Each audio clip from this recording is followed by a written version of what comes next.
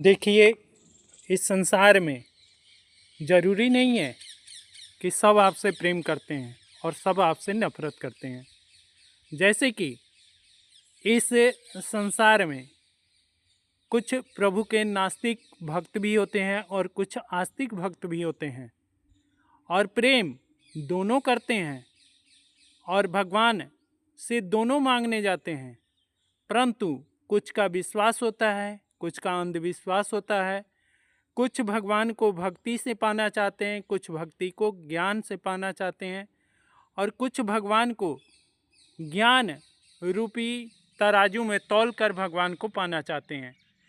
परंतु देखिए, हमारे वेद पुराणों ने इस बात का खंडन किया है कि कभी भी भगवान ज्ञान से प्राप्त नहीं हो सकते। उनके लिए भक्ति ही करनी पड़ती है, वो भी भावपूर्ण। और जो भावपूर्ण भक्ति करता है उसको प्रभु जरूर प्राप्त होते हैं।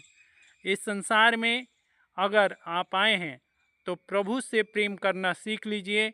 मैं कहता हूँ, ये संसार के ऋषि मुनि कहते हैं और मैं उन्हीं से सुना हूँ कि भगवान सिर्फ अपने भक्तों के रक्षक हैं। सिर्फ अपने भक्तों के लिए ही इस संसार में अवतरित हुए हैं। भगवान अपने भक्तों के लिए तरह तरह के कष्ट खुद झेलकर और इस संसार को बचाने के लिए और अपने भक्तों की रक्षा करने के लिए ही अवतरित हुए हैं।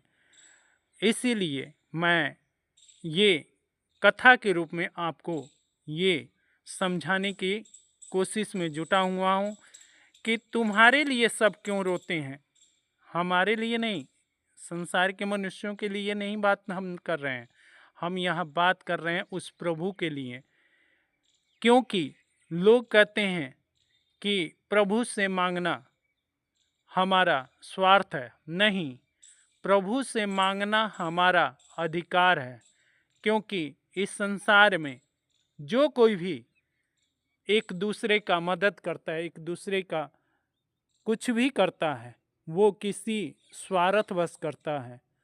पति पत्नी से, पत्नी पति से, बेटा बाप से, बाप बेटा से, माँ और पिता ही एक ऐसे संबंध हैं कि जो निस्वार्थ अपने पुत्र की सेवा करते हैं।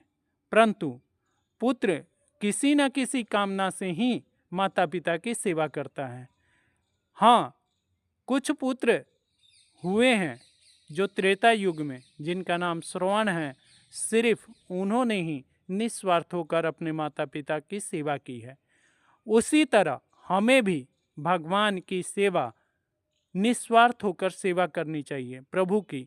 अगर आप उनको पाना चाहते हैं, मुक्ति की भावना भी नहीं होनी चाहिए, स्वर्ग की भी भावना नहीं होनी चाहिए, सिर्फ एक दर्श की भावना होनी चाहिए। आंखों में आंसू लेकर प्रभु को समर्पित कीजिए।